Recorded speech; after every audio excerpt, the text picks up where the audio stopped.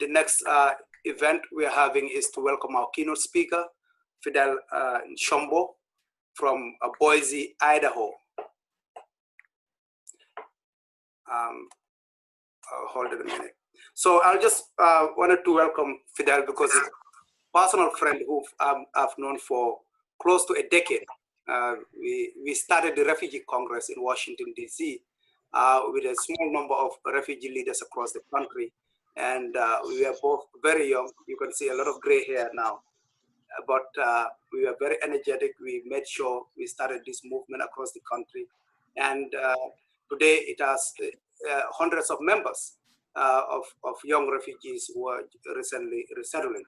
Fidel arrived in Boise, Idaho as a refugee escaping war-torn Congo, Kinshasa. His experiences have motivated him to work with organizations supporting refugees like the United Nations Refugee Congress. As a citizen, Fidel uses his platform to advocate for and mentor refugees and immigrants across the country and worldwide. He is a poet and author and has released documentaries to spread awareness about the refugee experience, to foster understanding and inspire action from those who he can help. Fidel is a well-known refugee leader in Boise, Idaho, but also he does amazing work across the country and currently in Congo also. So we welcome Fidel on this occasion of the World Refugee Day. Thank you. Thank you so much, Omar. And it's a very strange year, and but very useful way of communicating also. I guess that's one positive thing about this century that we're living in. Imagine if this would have happened in the 1990s or 80s. Give me a minute, let me mute.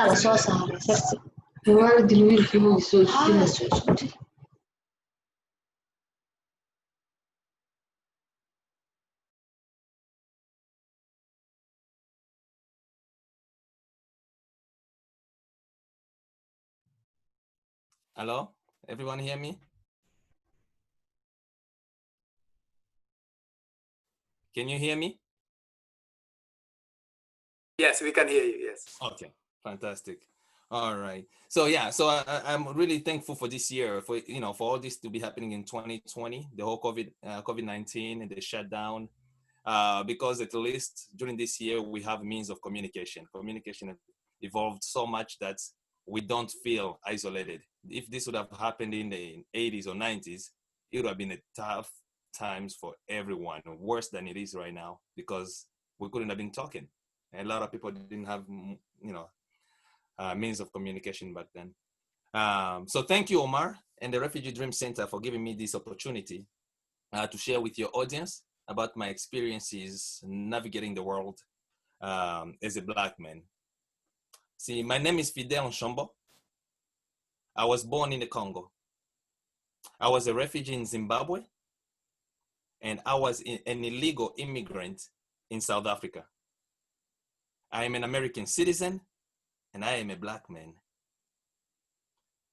All my identities can be changed, modified, overcome to satisfy your likeness, except my Blackness.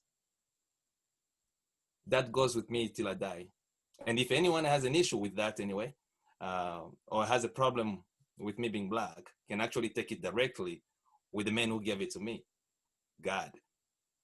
He made me from his image, and I'm thankful for that. I never knew I was Black living in the Congo.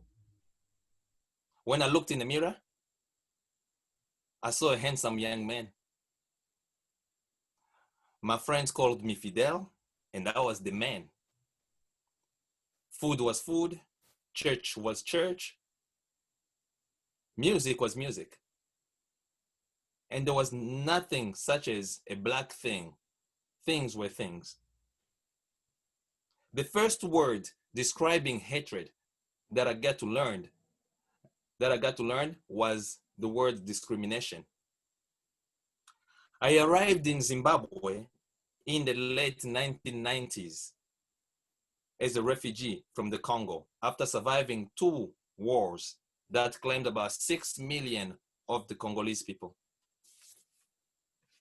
I was a teenager then, alone living without parents, and I became a refugee, living in a refugee camp. I secured a scholarship at a boarding school where I was one of 5 refugees going to that school. At this school in Zimbabwe, a country in Africa where almost everyone looked alike, almost looked the same. We're all Black. My friends and I were mistreated, discriminated, bullied for being refugees. Our lives became so hard and complicated at the school.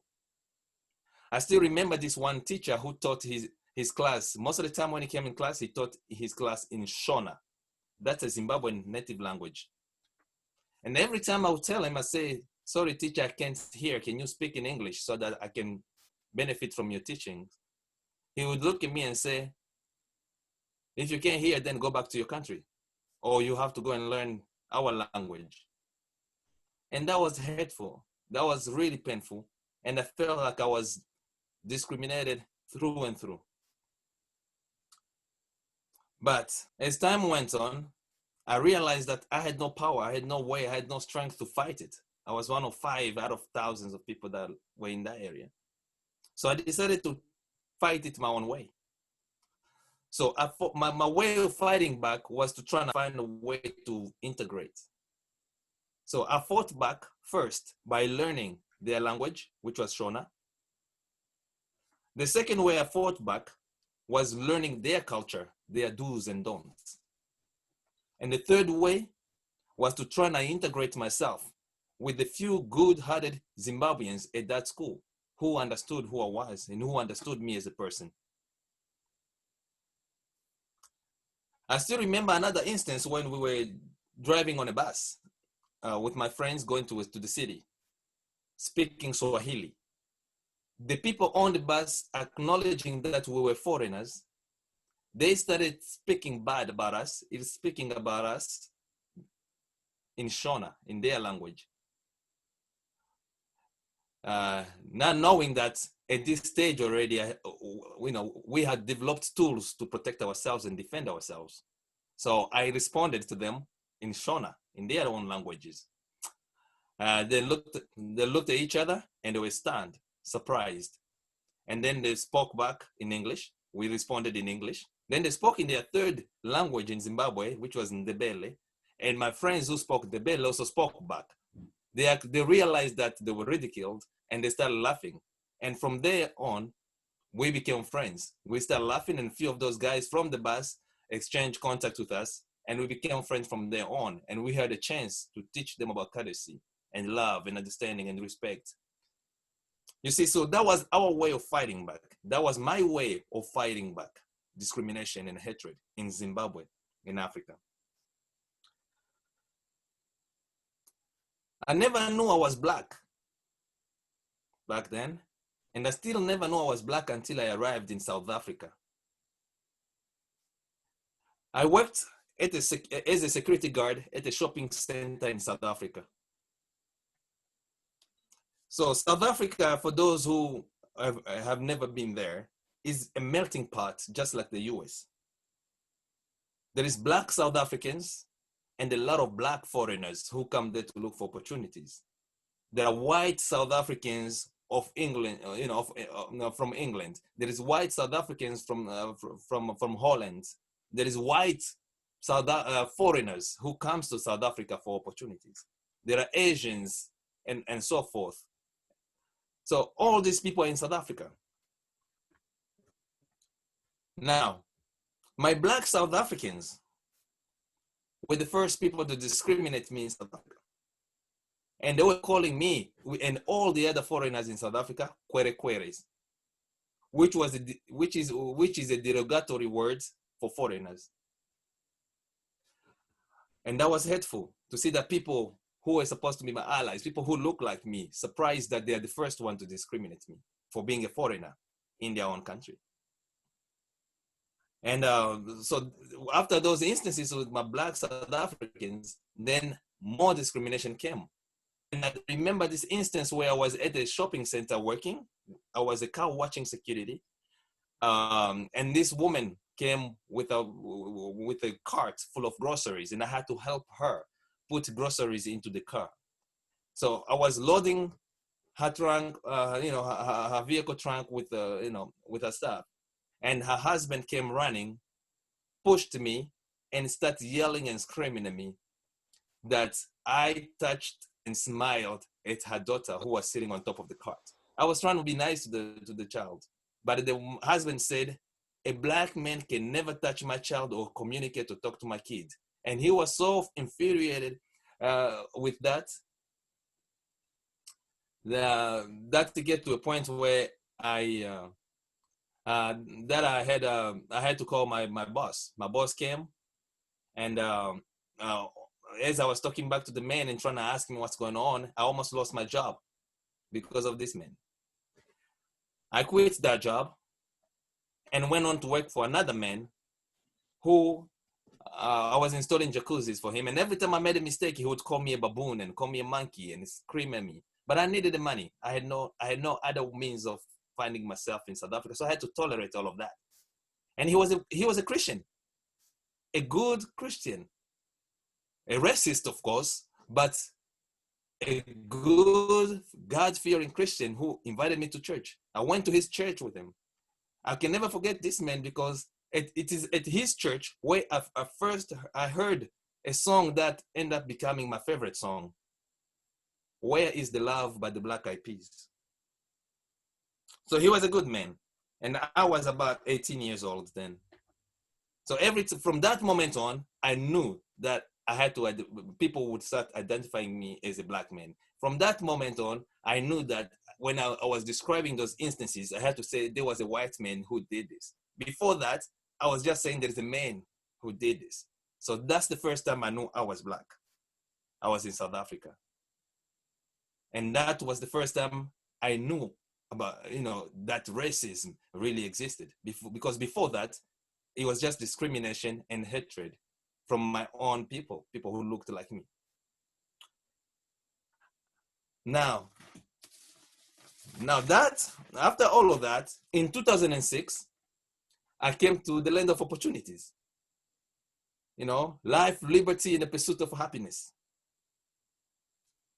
My first year in Idaho, I was driven straight away to the mental hospitals by racist attacks from coworkers, clients, in person and over the phone, and people driving by screaming racist rants at me. And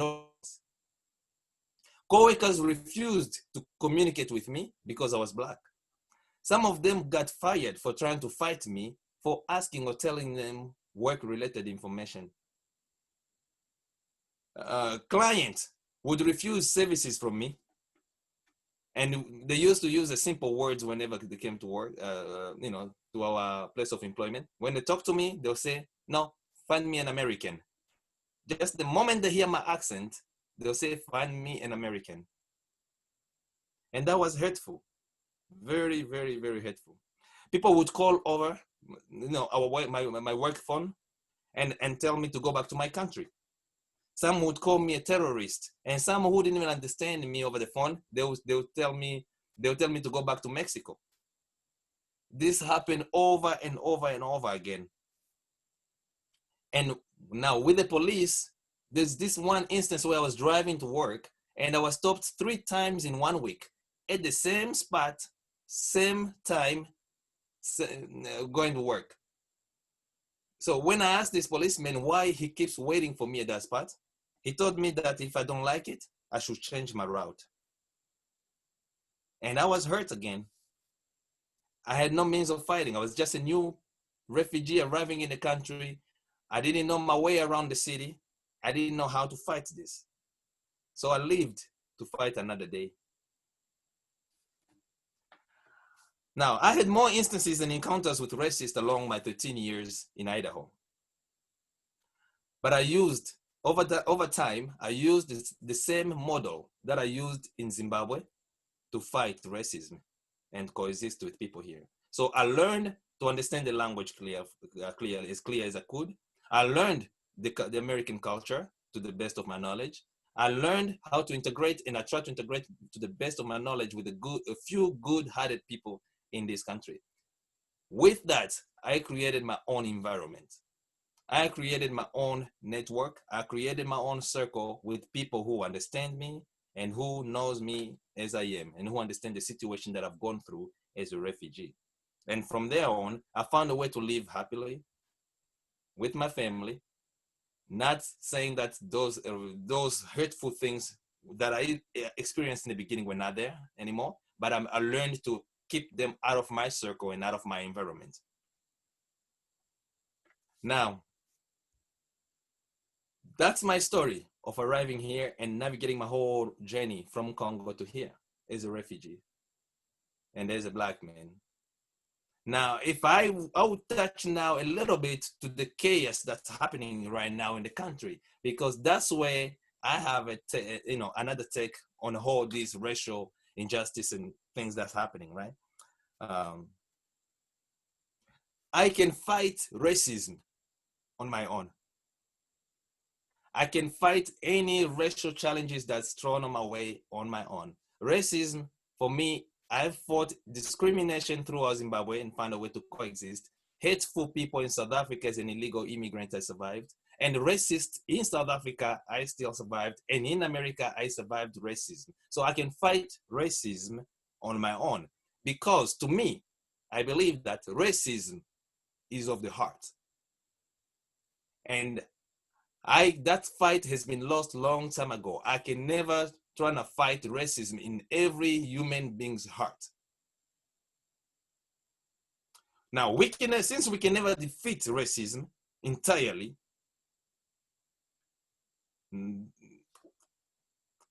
the way that we can go about it is to try to find the way to create a circle, just like everybody. So to my Black brothers, my refugee brothers and my Black brothers, one thing, find some good-hearted, loving, kind white people who understand you, understand your situation and everything about your family. Build a circle with them. Build an environment that's good and comfortable for you. And live with them and love them and care for them and live your life as good as you can.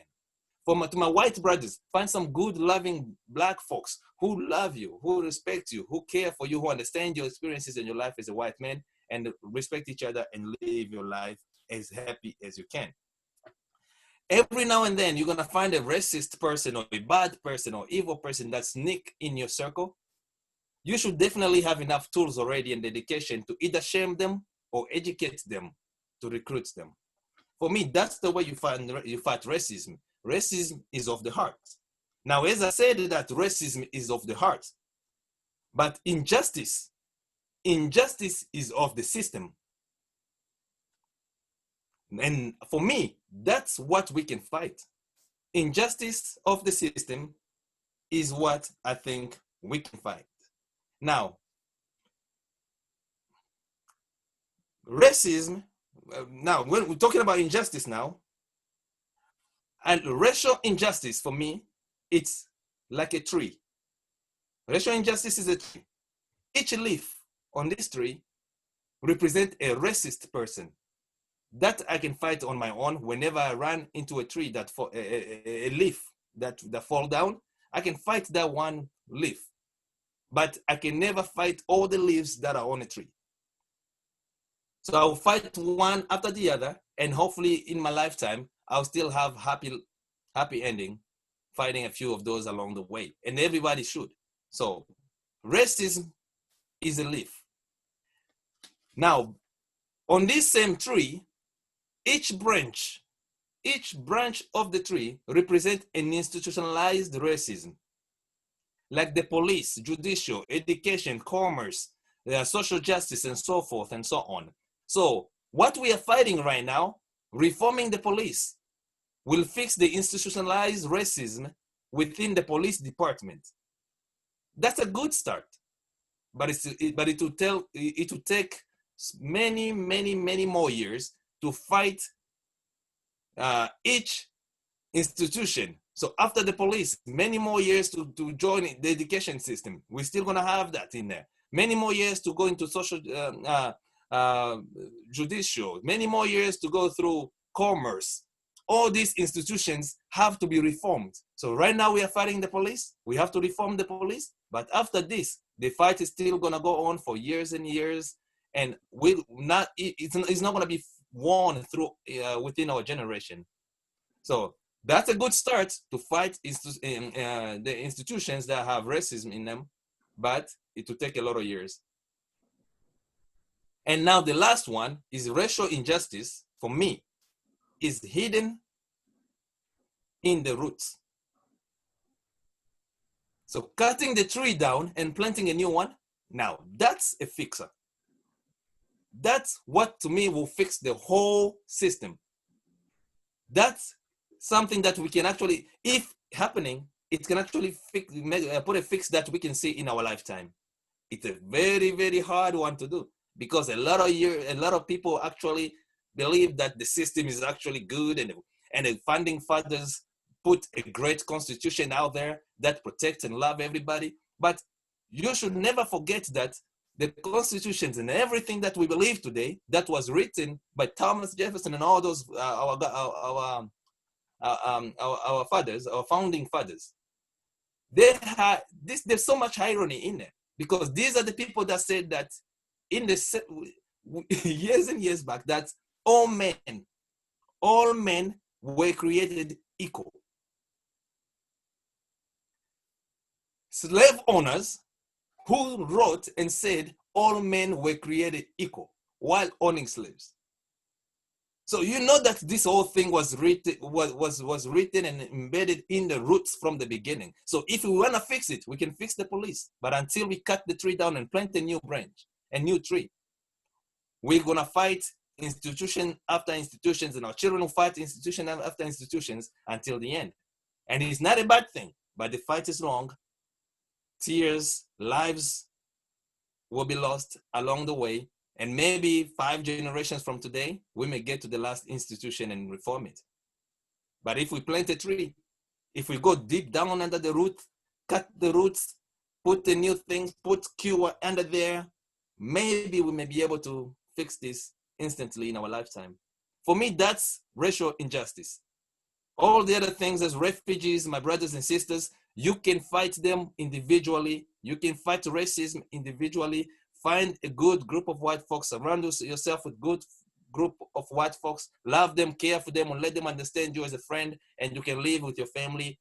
And every now and then somebody may come, hateful may come along, deal with them, teach them, educate them, or shame them. And the same thing to my white brothers and sisters, the same way. There's still some black brothers and sisters who may have the same hatred in them, do the same thing. But to fix the injustice that was done to black people from the beginning, we have to cut down the tree and plant a new one.